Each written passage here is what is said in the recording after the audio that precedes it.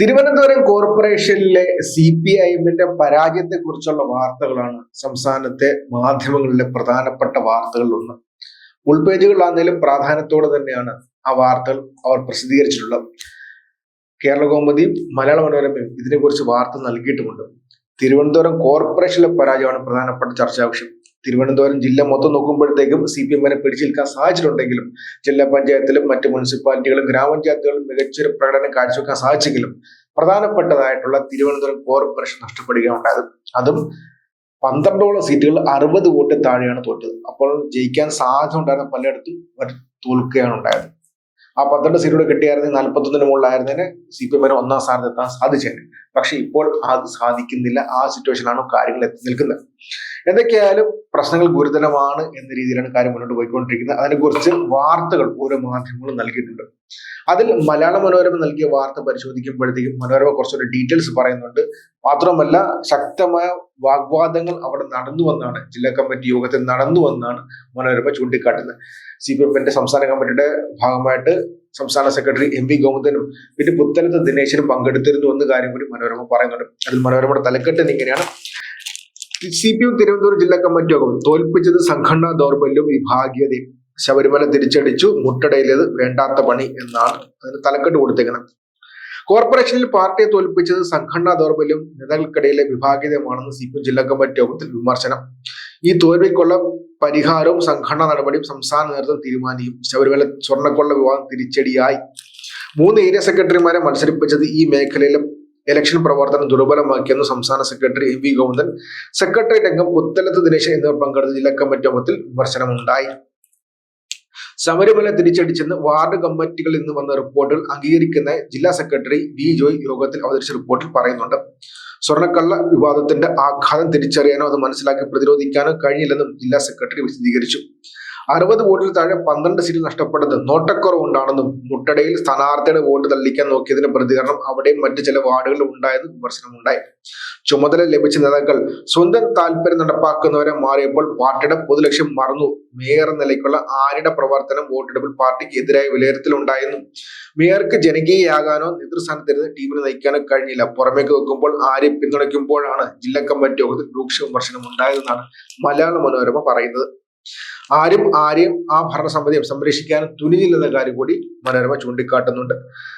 ഇത്രയും കാര്യം പറഞ്ഞാണ് കുറിപ്പ് അവസാനിക്കുന്ന, വാർത്ത അവസാനിക്കുന്നത്. ഇത്രയും മാത്രം മലയാള മനോരമ റിപ്പോർട്ട് ചെയ്തിട്ടുള്ളൂ. പക്ഷേ കേരള കൗമുദിക്കകത്ത് ഇതിനേക്കാളും കുറച്ചുകൂടി റിപ്പോർട്ട് വന്നിട്ടുണ്ട്.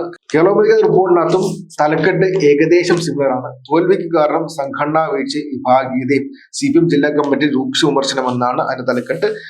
മനോരമയുടെ തലക്കെട്ട് തോൽപ്പിച്ചത് സംഘടനാ ദൗർബല്യവും വിഭാഗീയതയും. ഏകദേശം ഒരിടത്തുനിന്ന് തന്നെ രണ്ടും കൗമുദി റിപ്പോർട്ടർക്കും പിന്നെ മലയാള മനോരമ റിപ്പോർട്ടർക്കും ഒരിടത്ത് തന്നെ വാർത്ത ചോർന്ന് കിട്ടിയെന്ന രീതിയിലാണ് കാര്യങ്ങൾ വന്നിട്ടുള്ളത്. രണ്ടിടത്തും തലക്കെട്ട് ഏകദേശം സിമിലർ ആണ്.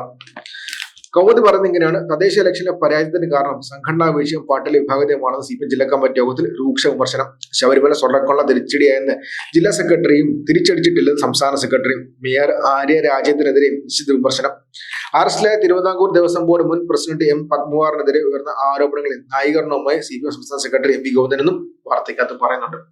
മലയാള മനോരമയുടെ വാർത്തയ്ക്കകത്ത് സംസ്ഥാന സെക്രട്ടറി ജില്ലാ സെക്രട്ടറി തമ്മിൽ വാഗ്വാദം ഉണ്ടായിട്ടുണ്ടോ ഇല്ലെന്ന് പറയുന്നില്ല. പക്ഷെ കൗമുദിക്കകത്ത് പരസ്പരം തിരിച്ചടിച്ചു എന്നാണ് കൗമുദി പറയുന്നത്. പിന്നെ തിരുവനന്തപുരം നഗരസഭയിലെ 15 വാർഡുകളിൽ 100-ലേറെ വോട്ടുകൾക്കാണ് തോറ്റത്. നേതാക്കളുടെ വീഴ്ചയും സംഘടനാ ദൗർബല്യങ്ങളുമാണ് തോൽവി കാരണമെന്ന് കരമന ഹരി വിമർശിച്ചു. ശബരിമല വിഷയം തിരിച്ചടിയായെന്നും ആഘാതം തിരിച്ചറിയാതെ കഴിയാൻ പോകുമെന്നും ജില്ലാ സെക്രട്ടറി V ജോയ് റിപ്പോർട്ട് ചെയ്തു.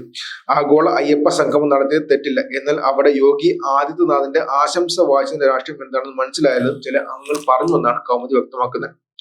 എല്ലാം ഭരണത്തിന് വിട്ടുകൊടുത്ത് പാർട്ടി മാറി നിൽക്കുന്നതിന് കുഴപ്പമാണെന്ന വിമർശനം കമ്മിറ്റിയിൽ ഉയർന്നു വന്നു. തിരുവനന്തപുരത്തെ തോൽവിക്ക് കാരണം രൂക്ഷമായ വിഭാഗീയതയാണെന്ന് മേയറാകാൻ സാധ്യത കൽപ്പിച്ചത് ജില്ലാ കമ്മിറ്റി അംഗം ആരോപിച്ചുവെന്നാണ് അവരുടെ വാർത്ത. ജില്ലാ സെക്രട്ടറിക്ക് പുറമെ 2 പേർ കൂടി സെക്രട്ടറി ചമയുന്നതാണ് ജില്ലയിലെ പ്രശ്നമെന്നും അംഗം ആരോപിച്ചു. മന്ത്രിമാരുടെ ഓഫീസുകൾക്ക് നേരെ വിമർശനമുയർന്നു. മന്ത്രിമാരുടെ പ്രൈവറ്റ് സെക്രട്ടറിമാരുടെ മുന്നിൽ ഒച്ചാൻ നിൽക്കേണ്ട ഗതികളിലാണ് MLA-മാരെന്നും അൻസലൻ ആരോപിച്ചു. ഏറ്റിങ്കര MLA K അൻസലിന്റെ ആരോപണം ഉണ്ടായെന്നാണ് കൗമുദി റിപ്പോർട്ട്. മേയർ എന്ന നിലയിലുള്ള ആര്യ രാജേന്ദ്ര പ്രവർത്തനം ശരിയായില്ലെന്ന് മുൻ മേയറും MLA-യുമായി VK പ്രശാന്ത് വിമർശിച്ചു എന്നാണ് കേരള കൗമുദി വെളിപ്പെടുത്തുന്നത്. മേയർക്കെതിരെയുള്ള ആരോപണങ്ങൾ ഇലക്ഷനെ സ്വാധീനിച്ചു, അഹങ്കാരവും കെടുകാര്യസ്ഥതയും തിരിച്ചടിയായെന്നും വിമർശനമുണ്ടായി. ജില്ലയിൽ CPI അനാവശ്യ അവകാശവാദങ്ങൾ ഉന്നയിച്ചതും പ്രശ്നങ്ങൾക്കിടയാക്കിയെന്നും ചൂണ്ടിക്കാട്ടുന്നുണ്ട്. തലയെടുപ്പുള്ള ഒരു മുതിർന്ന നേതാവിനെ മത്സരിപ്പിക്കാൻ കഴിയാത്തത് ദൗർബല്യമായെന്നും ചൂണ്ടിക്കാട്ടുന്നുണ്ട്. ശബരിമല കേസിൽ അറസ്റ്റിലായ തിരുവിതാംകൂർ ദേവസ്വം ബോർഡ് മുൻ അധ്യക്ഷൻ M പത്മകുമാറിനെതിരെയും യോഗത്തിൽ വിമർശനമുയർന്നു. പാർട്ടി നടപടി വൈകുന്നതിനെ CPM സംസ്ഥാന സെക്രട്ടറി AV ഗോവിന്ദൻ ന്യായീകരിച്ചു. എങ്കിലും ശക്തമായ വിമർശനം ഉണ്ടായെന്നാണ് കേരള കൗമുദി റിപ്പോർട്ട് ചെയ്യുന്നത്. അപ്പോൾ രണ്ടുപേരെ വാർത്ത പ്രകാരം CPM-ന്റെ വിമർശനം ചുരുങ്ങിയെത്തിയിരിക്കുന്നത് ശബരിമലയിലോട്ടും മുൻ മേയറിലോട്ടും പിന്നെ പാർട്ടിക്കകത്തുള്ള വിഭാഗത്തിലേക്കുമാണ്. 15 സീറ്റുകൾ 60 വോട്ടിന് താഴെ തോറ്റതും 15 സീറ്റുകൾ 100 വോട്ടിന് താഴെ തോറ്റതും ശക്തമായി തന്നെ ചർച്ചയായിട്ടുണ്ട് CPM-നകത്ത്. ഒന്നുകൂടൊന്നും പ്രവർത്തിച്ചായിരുന്നെങ്കിൽ ആ 15 സീറ്റുകൾ പിടിക്കാൻ പറ്റുമായ ചിന്ത CPM-നകത്ത് ഇപ്പോഴും ഉണ്ട്. പക്ഷേ പോയത് പോയി കഴിഞ്ഞു, ഇനി ചിന്തിച്ചിട്ട് കാര്യമില്ല. 2029 ആലോചിക്കാമെന്ന് മാത്രമേ പറയാൻ പറ്റത്തുള്ളൂ. എന്തൊക്കെയായാലും കാര്യം ഇത്രയുമാണ്. ഇങ്ങനെയാണ് രണ്ട് സുപ്രധാനമായ പത്രങ്ങൾ കേരള കൗമുദി, മലയാള മനോരമയും CPM-ന്റെ തിരുവനന്തപുരത്തെ ചർച്ചയെക്കുറിച്ചുള്ള വാർത്ത കൊടുത്തത്. അവരുടെ പ്രാദേശിക പേജ് തന്നെ കൊടുത്തിട്ട്, പക്ഷെ പ്രാധാന്യത്തോടെ തന്നെയാണ് അവർ കൊടുത്തിട്ടുള്ളത്. കുറച്ചുകൂടെ കടന്ന് കേരള കൗമുദിയാണ് പറഞ്ഞിട്ടുള്ള അൻസലിന്റെ വിമർശനം ഉണ്ടായി, VK പ്രശാന്തിന്റെ വിമർശനം ഉണ്ടായി. പേരെടുത്ത് VK പ്രശാന്ത് വിമർശിച്ചു എന്നാണ് കേരള കൗമുദി വെളിപ്പെടുത്തുന്നത്.